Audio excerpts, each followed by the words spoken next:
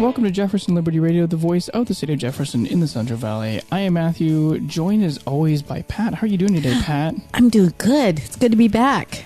Awesome. I'm glad to have you back. Glad you're back safe. Sound from your journey. Yes, it was a journey. This episode of Jefferson Liberty Radio is sponsored by AL's Certified Safe and Lock. AL's offers locksmithing services and alarm systems for a range of applications, including burglary, fire, tamper, medical emergencies, and much more. AL's has been locally owned and managed in Modesto for nearly 70 years, and with thousands of loyal and satisfied customers, you can be sure AL's will not only meet, but exceed your needs. For more information, go 1-800-700-4780 or go to alsalarm.com. That's ALSALARM.com. Thank you so much to Al Certified Safe and Lock for sponsoring our show. Well, welcome, Ted Howze, Dr. Ted Howze, to the Jefferson Liberty Radio podcast. This is Pat, and I'm joined by John. Good evening. Pat and John, good evening to both of you. Thank you. Good evening to you, sir. Thank you for joining us tonight. We have a few questions for you.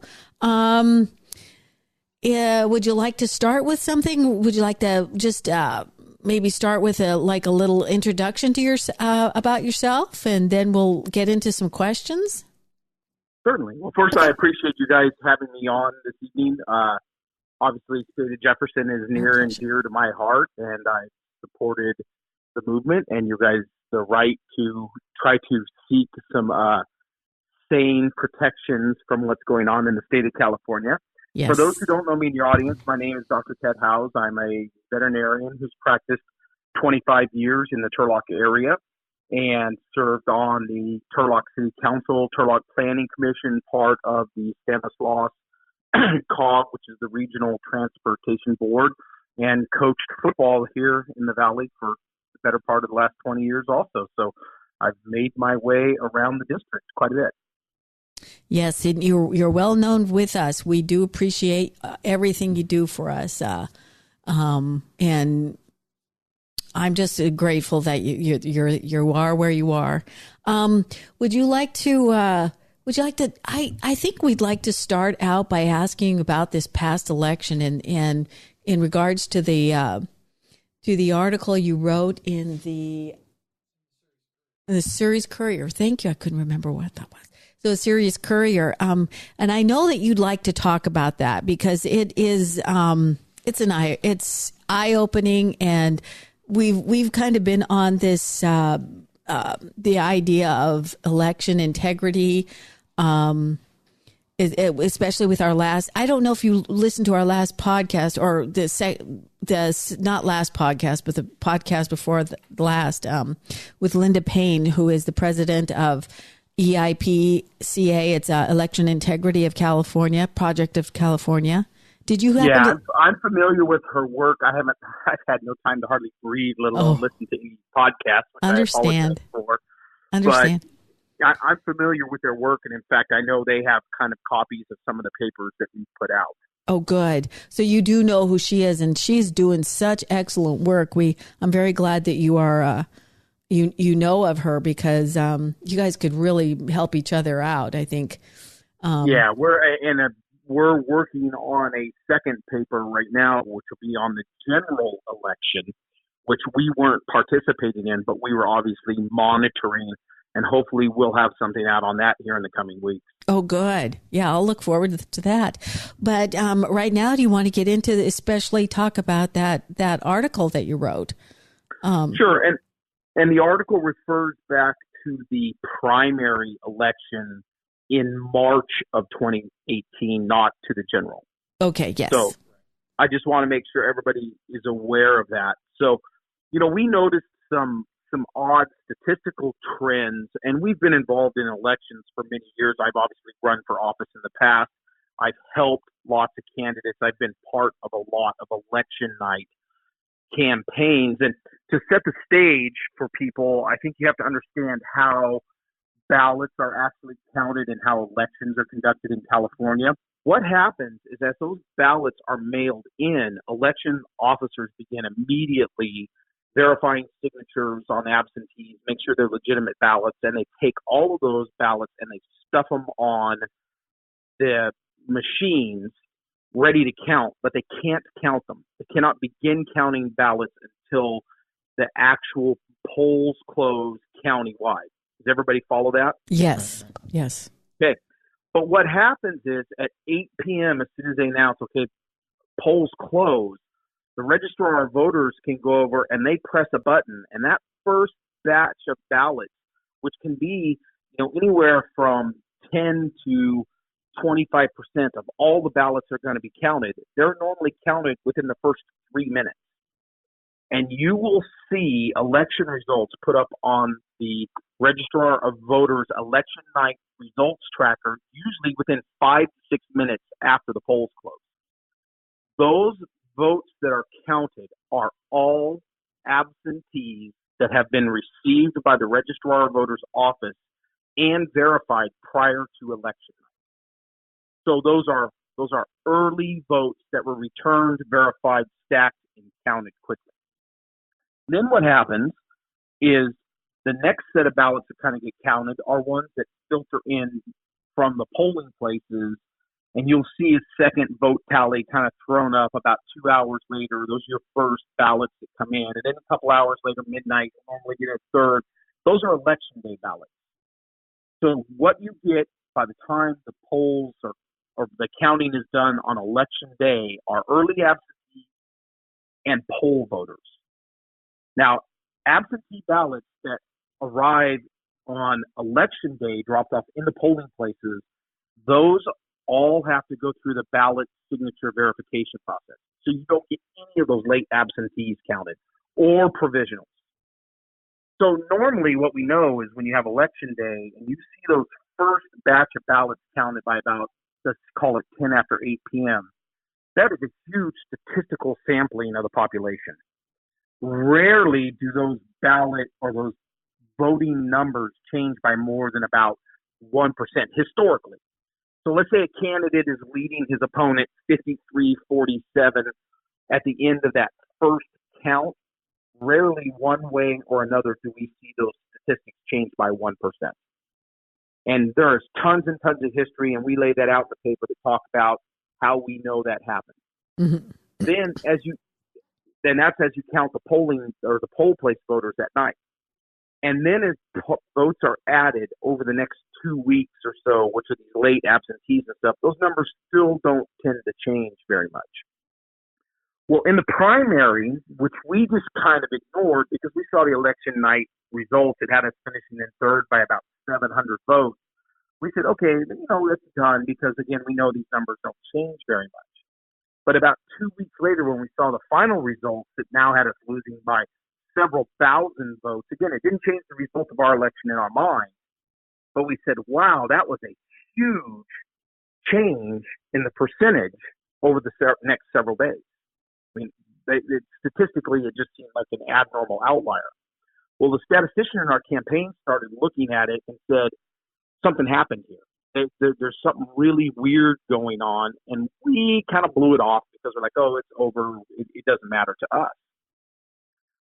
When it came time for the general election, Jeff Denham, who was our incumbent congressman, he won the absentees when the first ballots were run, and he won the poll day votes.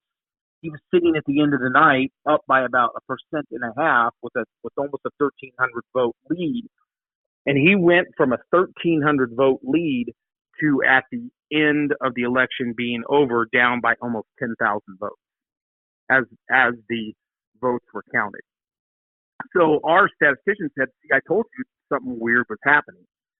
So we now know there was actually two different mechanisms in play when we go back and look at them. So we went back and looked at the primary data, and we were trying to figure out where somebody could find a whole bunch of voters. And what we found in the primary was we had a whole population of voters who are registered within Stanislaus County who hadn't voted in more than a decade, who all decided to walk in and physically vote at the polls during the primary. Mm. And that just seemed weird. It's like, why would people who haven't voted in more than a decade, seems like they probably are still registered as living here, but don't, but they all decided to walk in and vote. Statistically, you couldn't attribute that to people all of a sudden getting excited to vote. We've had some pretty hot presidential elections for the last decade plus. so we were making some statistical assumptions, and we pulled a sample file. We took, I believe the number originally was like 430 voters. We ended up actually knocking on like 379 doors. And what we found is 70% of the people who were registered to vote at those locations who said they, walked, or didn't say, but the data showed they walked in and voted on election day. 70% of those people didn't even live at the houses they're registered to vote at. So that got us really digging into what in the world is going on. And this is where we're coming into our second paper. So it appears to us, and we heard anecdotal reports, and we're not conspiracy theorists. We kind of ignored them at first. We kept hearing anecdotal reports of these carloads of college-age kids rolling into polling places, carrying blue note cards with address labels, running into vote, polling places who were reporting abnormally high turnouts, running out of ballots. And we even talked to one gentleman in Manteca who tried to file a police report, and the police told him no, because he kept having these carloads of teenagers drive in and park up on his lawn to run in and vote at a polling place across the street. And he said, these people don't live anywhere near our neighborhood. And he actually contacted us after reading our paper and said, hey, I have some more information for you. I tried to report these people. So did voter fraud occur in the primary in 2018? It absolutely appears that it did. And, we were amazed as we poured through the data. We actually found an absentee voter. We weren't looking at them. We were looking at poll voters. But an absentee voter who at 116 years old hasn't missed an election in the last 20 years, which is ironic considering the oldest living person in the United States today is listed as 112. Yeah. That was in your article. It just boggles my mind. So let me just ask you real quick here. I've got to, Ted, what do you say to people who say, well, you're just a poor loser. But at this point that you do have the statistics, you do have the data that shows that this was very what do I want to say, guys? Help me with this. It has the evidence. Evidence. There you go. You do have the evidence. Yeah. So go ahead. We've talked about this quite a bit. Number one, we never raised any of the information until months after the primary. In fact, it was after the general election. Okay. So we have no grounds to say, oh, well, we should have had a redo or this cost us the election, blah, blah, blah. We accepted the primary election results and went on our way, right? Okay. So anybody who says, oh, well, you're just bringing this up as a poor loser actually doesn't understand the fact that we really started digging into this, not even after the primary, but after the general election, and we saw, again, what happened there. The evidence stands on its own. It's statistical. Anybody with any common sense and a statistical background could go and look at this. And in fact, again, this goes back to the Jeff Denham general election with Josh Harder. You can go back the last 4 election cycles with Jeff Denham, and he always won his election night contest, going back to Gus Hernandez, the astronaut, the 2 contests with Michael Eggman, and he always, over the next 2 weeks, would lose some votes, but those margins of closure were always like 0.6% to 1%. It was never a candidate coming back and erasing a 1.5% deficit and then going on to win by 5 or 6%. So now we know there's some components. We know that there was ballot harvesting going on. We know that there were some other things that were happening. I think we really have the right to do the same thing that the Democrats did in South Carolina, which is question the chain of custody of ballots. But the bigger issue for us is the fact that in the last month before the general election, we had 8,700 people re-register their voter registrations into Stanislaus County from neighboring Bay Area counties. 8,700 re-registrations in the month preceding the election. And then on election day, there was somewhere in the ballpark of 1,000 to 1,200 same-day registration voters from the Bay Area that showed up at the Stanislaus and San Joaquin County Registrar of Voters change their registration that day and vote. So I mean, there's all kinds of questions, right? Yeah. You can question zombie voters. You can question same-day registrations. You can question ballot harvesting.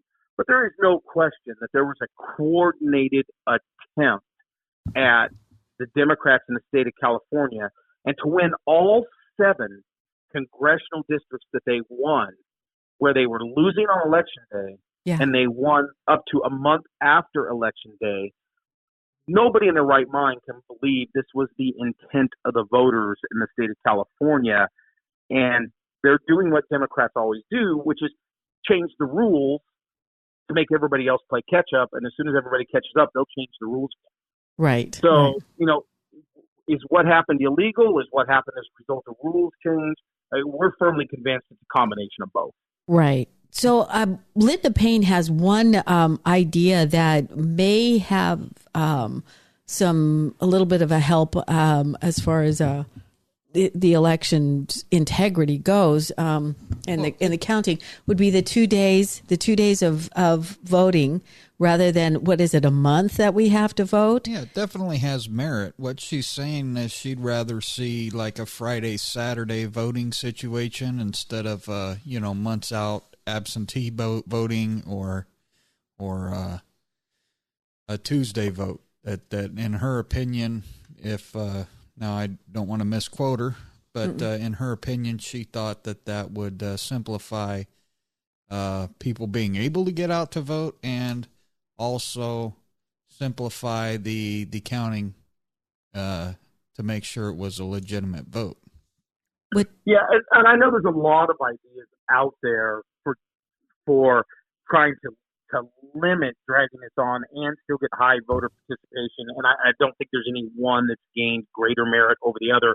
I know I personally favor, like many other countries in the world do, and that's implementation of a national voter ID and making election days a national holiday. Okay, yeah, that was one of the other things she thought about. Yeah, I holiday. mean, just, whatever our election day is going to be, it obviously needs to be midweek, because if you make it a Friday or a Monday, everybody's going to blow off for a 3-day weekend, right? But, if we keep it the first Tuesday in November, that's fine. But it's a national holiday, right? We just, as a nation, we're gonna shut down basically and have voting day. Make it like the 4th of July. That it sounds like it would be so good if we could get the Democrats on going on this, but I just don't think we're going to have any luck there. Well, no, and that's because they can't win an election with fairly defined rules that aren't changing from election to election. I mean, the bottom line is, I think, and you guys know me, I am a registered Republican, but I'm actually a constitutionally conservative leaning libertarian, right? I believe in the Constitution, and I believe the government should pretty much stay out of our personal lives. They have no business in our personal lives whatsoever. Absolutely. And so, yeah, I think that our message, I know just from going to events and after events and talking to people, that message sells. Yeah. I mean, people believe, hey, I really don't want a whole lot of government in my life, and I don't want to be interfered with, and I want these basic protections. I was, told public safety and the military and these things.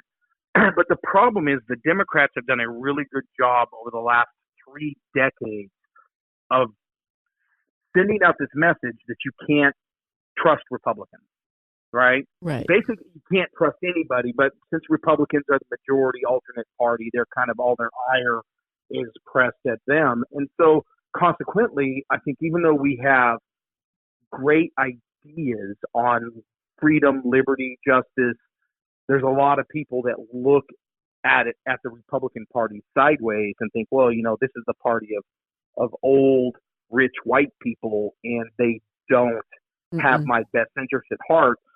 And that's because they've been messaged that way. Well, and that's our media.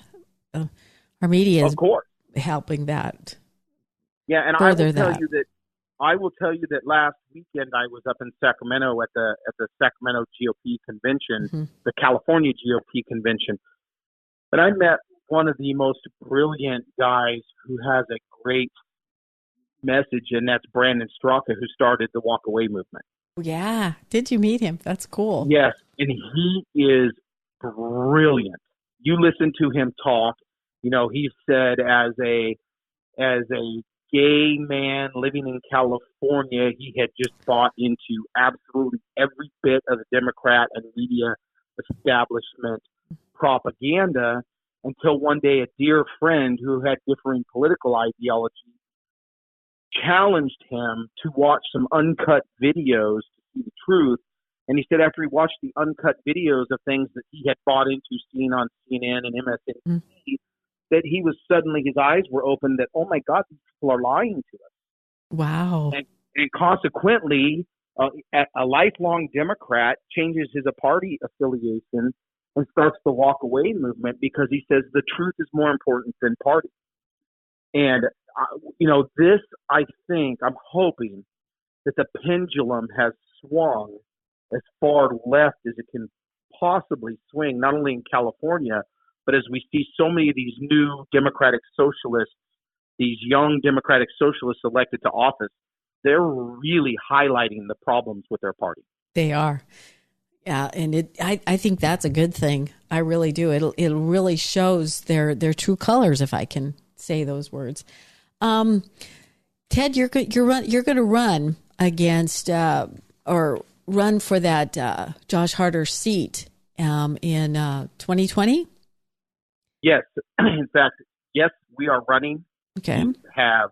We actually pulled papers sometime back and started a new committee for 2020. We've been actively fundraising, and in fact, we just put up a new fundraiser tonight on Facebook because as of right now, we are the only declared candidate on the Republican side for 2020. As of December 31st, we had $309,000 cash on hand. Harder only had $103,000, the incumbent congressman. Now, that's important because as hard as we've already worked more than a year out, that put us as one of the top 5 Republican candidates for 2020 right off the bat. We've drawn is that just California? No, that's nationwide. Okay.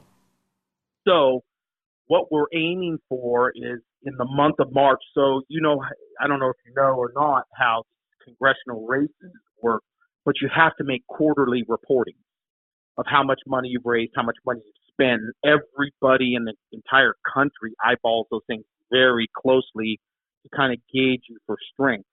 So I'll reach right out to the audience right now and tell them our next reporting deadline is March 31st.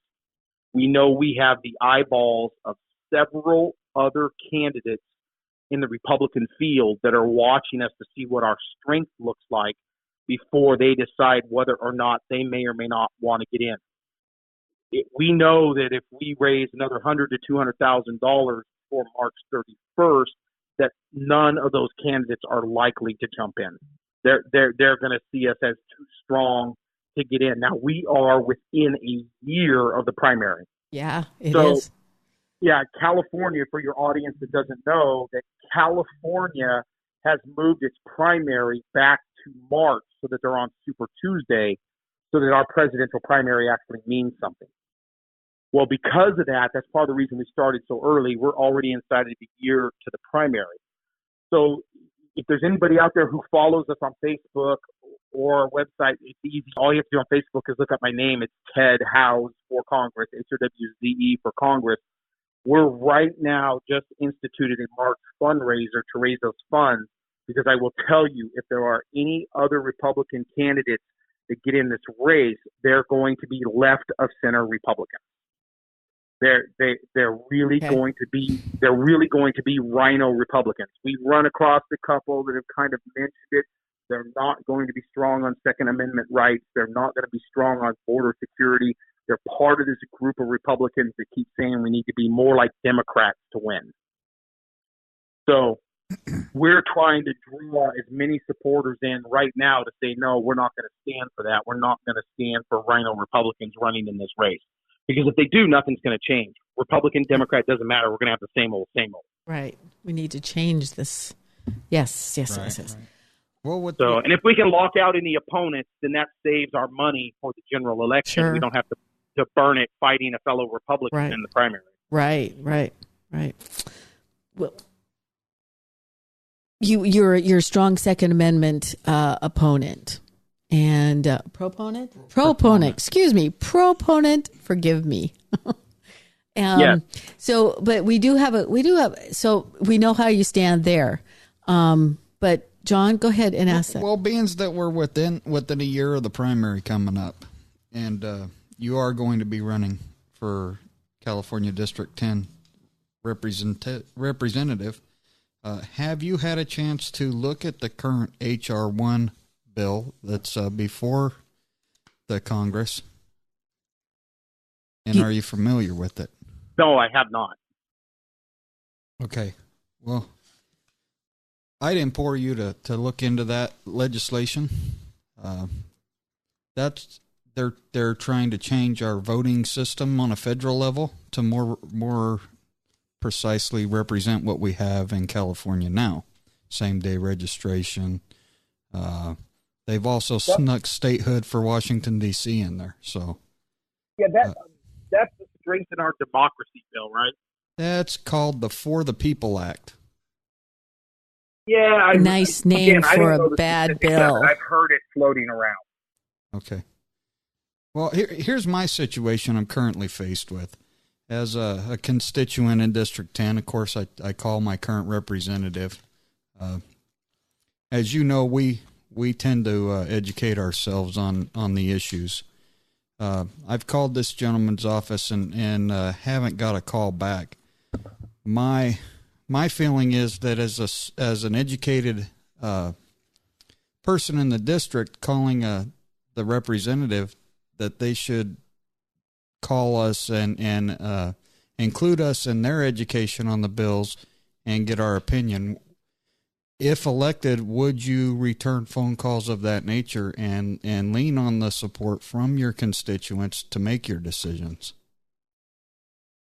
Yeah, and I absolutely, and I believe I've got a pretty good track record to show. Those of you who have known me through the primary up until today, you know I answer my questions on social media. It won us wide praise in the primary that I actually interacted with people. I return as many phone calls as possible. And I will tell you, even crossing party lines, I've always said, one of my models for great constituent service was Gary Condit's office. Mm-hmm. When I first graduated from veterinary school and moved back to the Valley, Gary Condit was our congressman, and I had occasion to interact with them. And I always thought, wow, they really put the customer, i.e. the constituent, first. And yes. So we've always said, if elected, that's our model. We're definitely going to, bust our butts to get back to the constituents, and I'll be one of those people doing it. I mean, that's why it's a congressman is actually representative. Right. Well, they called them Blue Dog Democrats. They were different, called by a different name for a reason, because they actually did represent us back at that time.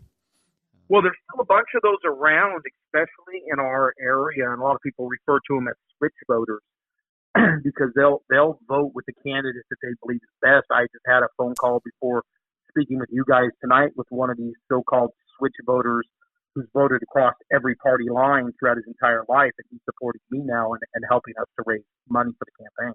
Well, that's wonderful. So, that is good. Yeah. That says a lot about you, Ted. Well, thank you. Yeah, and our area is heavy with that, which is why we changed over time from Republican to Democrat, back to Republican, and now Democrat congresspeople, because I believe our district, it has a whole lot of unique problems that need to be addressed. And our population has been looking for somebody to address those issues for quite some time. Yes. So, Right. Go ahead. One issue we have in our Northern California area as a whole is the state split movement. We have the Jefferson movement. We have a New California movement. Several other states have their own movements. It's my understanding that before any of those can come to fruition, we need to do something in the House of Representatives. In 1929, The House of Representatives voted to freeze the number in that House at 435 members. I believe that representation being key to all of these movements, it's also key that that House be expanded on a federal level. We gain more representation. Where do you stand on a higher level of representatives in the House of Representatives?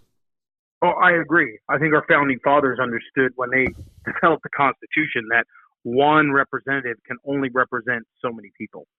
Now, there's arguments that in modern technology, you probably have as much reach as, say, the founding fathers traveling back to their district and holding, small meetings at some places. I don't think so.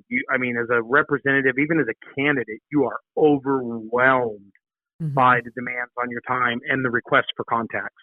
Right. So I don't think anybody can represent even a district the size of a 10th as adequately as it could be. It should be chopped in half. Yeah. Right. So if we were to send you as our California 10th District representative, would you be willing to bring legislation on behalf of your constituents to increase the size of the House of Representatives? Absolutely. It's obviously a movement that'll have to undo what's done. And I've said I support that the same way for the same reason I support Jefferson, is that we need more representation. You're really concentrating the power of a country into a small number of hands. And I know my blog site sometime back, I wrote an article about the 535 versus the country, right? Right. You have a handful of people controlling all the power, and that's the reason why there's so much money in it for them. So I do support that. And the second thing is I'm an absolute supporter of term limits. Oh, I think electing legislators and sending them there for a lifetime terms almost is ridiculous. Yeah, Nancy Pelosi made me change my mind on that. She definitely needs to not. Well, Congress put in term limits on the president, but they didn't limit themselves. And I think that's right. I think that we do have a convention of states movement in this nation, and hopefully through that we can rein in Congress. Yeah, well, I think as you see Democrats continue to push more and more for this whole elimination of the Electoral College, you're going to see more talk about a convention of states to change things, because, people forget, we've talked about this a lot in the last month at different campaign events. So many people ask us, well, what's your thought? I keep reminding them, again, our forefathers were very wise men. They had looked at every form of government that existed in history that they knew anything about, and they understood what went wrong and where. And they looked at the United States and said, this is a republic of states. And if they even knew back then, if we don't put in protection mechanisms, eventually the most populous states would overrun the less populous ones. I don't think they ever dreamed how big the two coastlines would get, right? Yeah. And that's the reason why they said you'll have representatives based on population in the House, but the Senate will always hold firm at 2 senators, and legislation has to pass both houses. That equals out this effect as far as keeping a republic in place. If they ever go to an electoral college where simple majority vote, you get to true democracy. And what we know about true democracy is they always fail. Well, that's right? Two wolves and a sheep deciding what's for dinner. Yeah, exactly. It always devolves into mob rule. And our founding fathers knew that 200 years ago. Did. Well, I think if we had representatives that understood that the Apportionment Act of 1929 froze the level of representation in the House of Representatives, at 435, that essentially froze the Electoral College. If we repealed that 1929 Apportionment Act and went with a more representative number, okay, and I understand that not everybody's going to agree with the number I have, but we need to come to some other number that would then increase the Electoral College size at the same time, and therefore bring that Electoral College closer to a actual representation of the vote. Yeah. I can't disagree. No, I don't agree. I don't disagree with that either. Here I am messing these words up really bad tonight. I have, sorry about that. So, since you're running and maybe we can kind of get on to, some of the issues that are at hand especially within the Valley here. So, sure. What do you have, how you can handle the water problems we have here? Do you have an idea of getting us the water we need, getting the farmers their water they need? That is such a big issue. More reservoirs. I mean, we had the money for those reservoirs many years ago, and where did that money go? Well, speak to that, big portion Ted. of it is still sitting in the funds in Sacramento. Okay. So right. All that infrastructure funding that was gathered by the state, a lot of it's just sitting there and it's never been spent. Jerry Brown would not shake it loose to spend it. And you know how Sacramento works, right? They just want to sit on that money until they find another use for it. They'll tell you, oh, well, we couldn't do this, and so we're going to go this way. Here's the reality. So we just saw with the bullet train, right, where when they started talking about, okay, we're finally going to fold this project or we're going to reduce it, where the federal government stepped back in, the Trump administration, and said, okay, well, we want that $900 million back, 983 or 87, whatever it was, right? It was a lot. There's a lot of money. I think what we have to do as a federal government, the overarching federal government, where so much money comes back to the state of California. Now, I'm a big proponent of the Constitution, and I believe in states' rights. But, when you intermingle the money between the state and federal government, the federal government is the big stick at the end of the day. I think they need to be able to step in and tell the state, we're going to audit what you're doing with taxpayers' money. Right? You're taking this taxpayer money, you stuck it in a fund, and you have now contractually failed to perform on what you've taken this money for, and we have federal matching funds involved in it. Why hasn't Temperance Flat been built? Why hasn't Shasta Dam been raised? Why hasn't? I mean, they can ask these questions with a big stick, and they could say, okay, well, if you're not going to build these projects, what we're going to do is we're going to freeze the money. You can't use it on anything else. Or we're going to take federal money back. And I think this is the role of Congress, is to step in and audit the state of California and say, you're not doing with the taxpayers' money what you said you're going to do. Well, I think with the president we have now, I think we have a good chance of that happening. Well, I like your ideas. If you elect members of Congress that'll support that. I mean, so much of what President Trump has done is positive for our country. Yes. And whether you like him or not, there's people on both sides of the aisle, and I'm not going to quibble with getting into the details of everybody's arguments, but he has done everything he said he was going to do when he was elected. Yes, he has. Throw all of the dribble and the daily garbage that's on the news out. I was a child raised during the Reagan presidency. I remember what a strong president looks like who kept his word along the way. And I look at our current president, Republican, Democrat, I can't remember another who has so transparently done what he said he was going to do. Yes. And, that's what I'm hoping to run with people very transparently, knowing where I stand, what I think the priorities are, and what we're going to try to fix. And part of this is because we really have devastating needs in the Central Valley. We all know it, right? We do. Our roads are horrible. Our availability for, health care for so many people is horrible because of the shortage of doctors we have. This is a structural issue. It's not a healthcare funding issue. And we talk to people about roads all the time. Why did Nancy Pelosi spend $30 million to get Josh Harder elected in this district? She spent $30 million on him because he's a vote for her priorities. So as Californians, and especially here in the Central Valley, we talk about how horrible our roads are, right?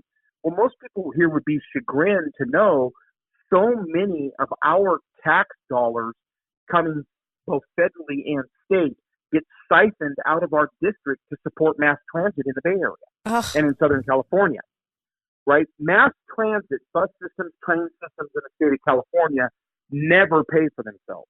Their fare box requirements are only ever some percentage of what their actual total cost is.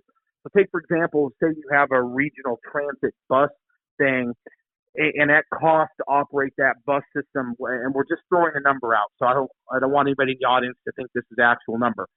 But let's say that it costs $10 million a year to operate that bus line. They will come in, and I know this because I've sat on COGS and city councils. They'll say, okay, in order to operate that line, we have to collect at least 35% of the operating costs in fare box.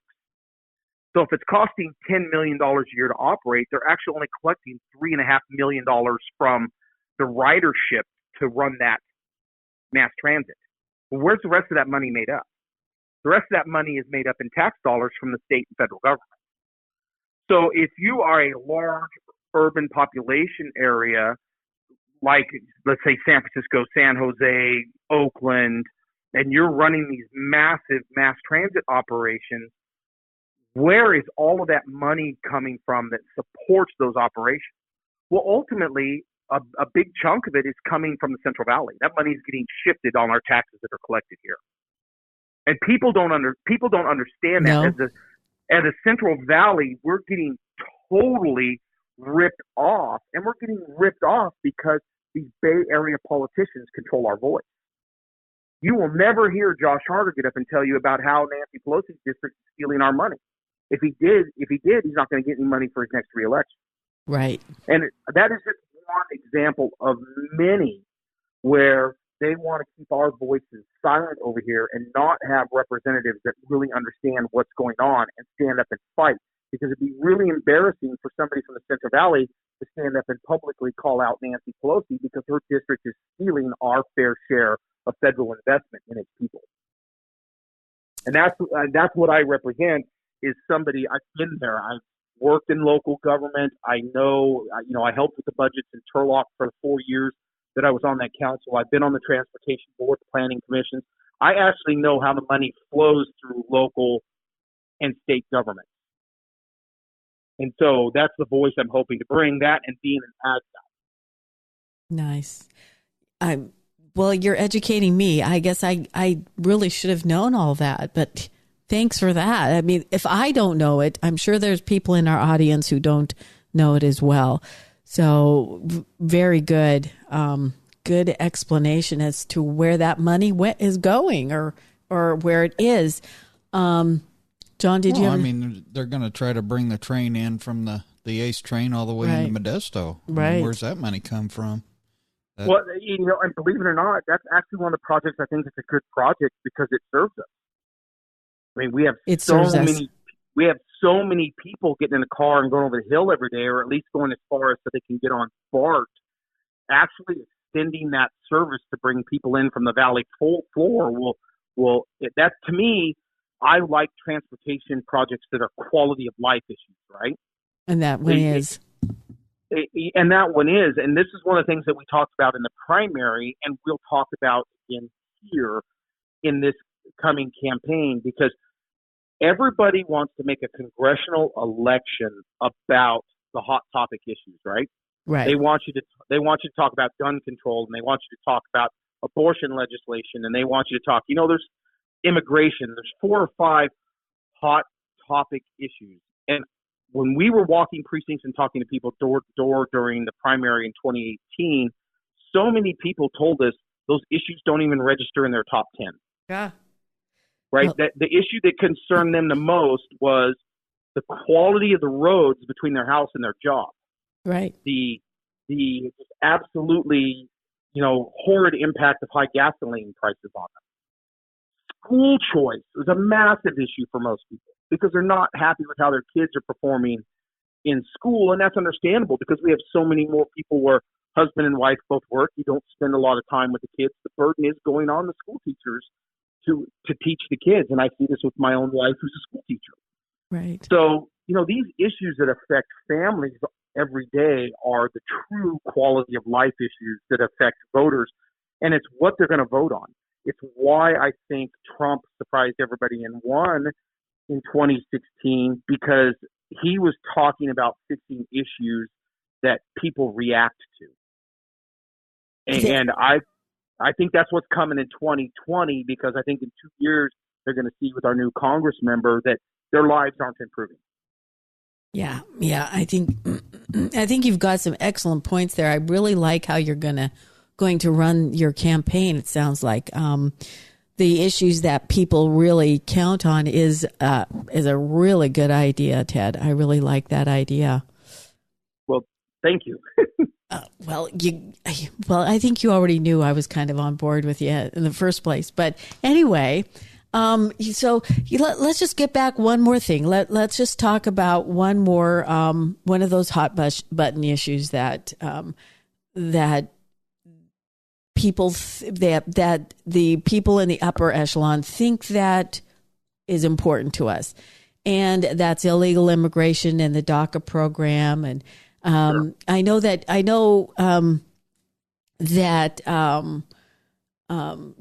Jeff Danham was kind of talking about kind of kowtowing to the DACA program, and I'm not sure how that affected his reelection or not. But if you could go into how are you going to handle that situation? Sure.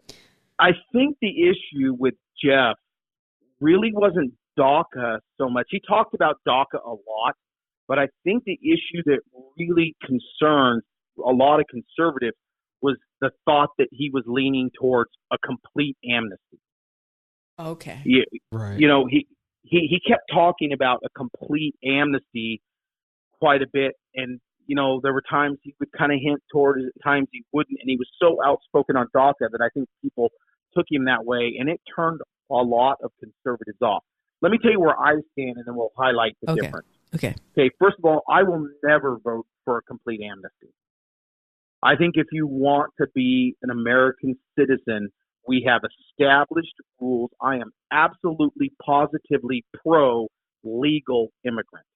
If you want to come to America and you want to work hard, you want to do it the right way, I will support you 100%. I also am willing to work very hard on immigration reforms and make becoming a citizen an easier path. We need to eliminate a lot of what the biggest problem is, and that's people who want to come to this country and work here, and it's taking them 20 years to become citizens. And the reason it's taking them that way is, quite frankly, the lawyers are taking everybody for a ride, making money on the whole process. Mm-hmm. Right? I mean, I have really good Hispanic friends that have been working towards citizenship. They are absolutely wonderful people and hard workers, and they are 15 years in and don't have citizenship yet. Wow. And so the reason I am so anti-amnesty is I don't think mass amnesty is fair to the people who've been working hard and waiting in line and trying to become American citizens. Good. Exactly. That's just like you standing in a 4-hour line at Disneyland and then all of a sudden letting half the people in the park come cut in front of you. That's fundamentally unfair to people doing it the right way. It's not right. So, right. Yeah, I will not stand for amnesty. I do support legal immigration. I think we need to double the number of H-2A visas to get more agricultural workers in this country, and I think we need to offer them an expedited path to citizenship if they're willing to come to this country and work hard and stay out of trouble. Mm. DACA is a completely separate issue from immigration, in my opinion. DACA was a program started by President Obama. Whether we like it or not, it's an illegal program he instituted. But I've said this before, I'm an old football coach. I think once you establish rules to a game and you invite people to the game, it's hard to change the rules on them if they've tried to do the right thing. So when President Obama and the Congress agreed to allow DACA, you had roughly 800,000 of these dreamers do the right thing and sign up for the program. They came in good faith. They enrolled themselves. They said, we're willing to go through whatever steps because we want to become citizens. I think that group should absolutely be allowed to go ahead and achieve citizenship. But I think they should have to go through the same steps as anybody else wanting to be a citizen, and they should have to enter the back of the line to do so. Okay, here you go. We're going to let you in line, and you're going to deserve citizenship. What I don't believe is the dreamers who didn't sign up for DACA for whatever reason, they deserve no place in line. They Absolutely. did not. Good. They did not They did not sign themselves up. So I think if you did the right thing, we need to do the right thing by you. That's the American way. Right. If you didn't do the right thing, you have no standing. So, to me, I just think things are a matter of common sense and right and wrong. And so that's the big difference. I think on DACA, Jeff and I had a lot of the same opinion, other than the fact that I was not in favor of mass amnesty. Okay. All right. That was good. I'm glad you set me straight on that. So you get elected and you go to Washington. I'm setting the stage here. You get you get elected. We send you to Washington, and do you become one of the politicians, or are you gonna? I think you've said this tonight, and you've set the stage pretty well here. You will not become one of those politicians who start acting like the power hungry politicians. I don't think you're gonna be like that. But can you put my mind at ease? I can absolutely put your mind at ease. I think you know me well enough that for the audience that doesn't, I'm a good old cowboy and a football coach. I just happen to be educated because my maternal grandmother pushed me to, if I wanted to kind of escape the background I grew up in, which was a good background. I have a wonderful family, but we were not by any stretch of the imagination financially well off. So she pushed us. I have spent my entire life working on farms one way or another. I grew up working on farms out in the fields with Hispanic laborers. My Spanish is halfway decent from doing so. When I went away to school, I paid my way through being a firefighter. I have a lot of friends in public safety. I got through veterinary school. I came home and I ended up back on farms working on dairies and horse ranches. Again, I am a coverall wearing middle American working person, right? Now, I've been very fortunate and built some good businesses and sold those off when my first wife passed away. So I've been fortunate financially. I'm not into running for political office for any power gain, prestige gain. I have 3 college-aged sons and thousands of young people I've coached over several decades. I am running for office for one reason only, and that's to make a difference for their futures. Oh. I see the way our country is going. I've talked to these young people for years and years and years. And when my sons and I were sitting around the dinner table after Christmas in 2018, complaining about the way our country was going, my wife said, either quit talking about it or go do something to fix it. Yeah. Yes. So that's what drew me into this for the right reasons. I've said several things. Number one, I will never live in D.C. We will maintain our residence here. We'll be on red eyes on Thursday nights back to the district and red eyes back on Sundays. That's my commute to work. We will be here to answer to the people. And I firmly believe in term limits. I don't think there's any reason for anybody to stay more than 3 terms in Congress. Nice. And that's 3 terms that they're happy with you. That's 6 years. Right. So, my ultimate goal would be to cast the vote for term limits that ends my employment. Oh. So, I mean, that's just kind of where I'm at. I'm 52 years old. If I'm elected and I'm serving, I don't foresee myself serving into my 80s in Congress. Music to my ears, Ted. Yeah, I want to go do the right things, help set the country on the right path, and then I'd like to retire, raise my grandchildren, and spend my last 20 years of life with my wife. Awesome. Good. Like that. Well, you've touched on the amount of time you think someone should be in Congress. What would your personal view on senatorial terms be? Would you limit that to 6 years, 1 term as well, or would you give them 2? 2 4 years? This is so. If Ted were made temporary emperor of the country and can enact whatever rules he wants, I will tell you what I would do. I would make Congress 1 6-year term and the U.S. Senate 1 8-year term. Now, that sounds like a long time, but stop and think about it. Congress people on average spend 24 years, and U.S. senators spend on average 32 or whatever it is. once you get there, it's almost impossible to get them out. So the reason I say 6 and 8 years is because I would put my Congress people in for 6 years, and I would rotate 1/3 of them out every 2 years. Nice. That way you always have some experienced people in leadership, people that are learning their way up, and new people coming in. You can't replace the whole Congress every 4 years. I mean, you'd have an absolute train wreck, right? Yeah, you would. And in the Senate, what I do, because you're holding elections every 2 years anyway, every 2 years rotate 1/4 of the U.S. Senate out. Well, Those are supposed to be your more knowledgeable states people anyway. And then what I would also do is limit you. You can't serve both in Congress and as a senator. Oh, yeah. So you can't go do 6 years in Congress and then 8 years in the Senate. That would be great. You get one or the other. Yeah. Yeah, there you go. One or the other, 1 6-year term or 1 8-year term. And then, like I said, rotate them out in thirds or quarters. Nice. And that way you truly would have citizen government again.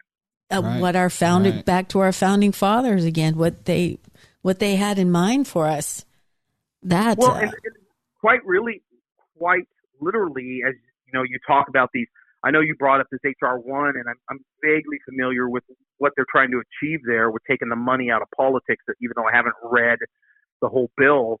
And that is, the reality is having to run. So you take a congressperson who has to run every 2 years.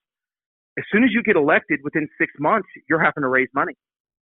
Oh, because you have another election. Yeah, that's why do. money controls politics. Because it's a constant, nonstop election cycle. So, you know, you look at somebody like Josh Harder, and I'm not picking on him here. I'm saying this is just the example, whether we like it or not. He wins elections. Because of the shortened cycle, he already has an opponent who's working hard and in the district and out raising him. He's out having to get money from any source he can get it from. He just raised, Nancy Pelosi spent $30 million on it, but within his own campaign, I think it was 7 between the primary and general. He's down to $100,000 cash on hand. He knows he's going to have to raise $3 or $4 million, and the people that have a vested interest in how government votes knows he's going to need the money. So where do you think the votes you can go swing with big donations come from? And this is just a nonstop cycle. If you could only be elected one time to the Congress or the Senate, you could do the right thing while you're there. And, some of us will do the right thing no matter what, but there are so many people that we have in government positions that do the right thing for them instead of the right thing for their country. Right. And that's what this nonstop electioneering is doing. Those are excellent ideas. I really, I could see some really good things happening if we got those implemented. I don't know how it will or if it ever would, but if it could, it would be great. Well, Ted, I think we're going to wrap this up for tonight. Thank you so much for being on, and we welcome you back anytime you want to be on. We're a podcast for the people. The State of Jefferson, and did you have any final words? I'd say, first of all, I appreciate being on with you guys. You know, I love State of Jefferson. You guys are terrific. The people out in the audience who are listening to this to the end, hopefully there's quite a few. Go find me on Facebook, Ted Howze for Congress, HOWZE. Twitter the same way. My website is tedhowze.com. It's all easy to find. Find me, follow me, become a fan and a supporter. We would thank you for all the support we could get. Good. Yeah, right. Support Ted.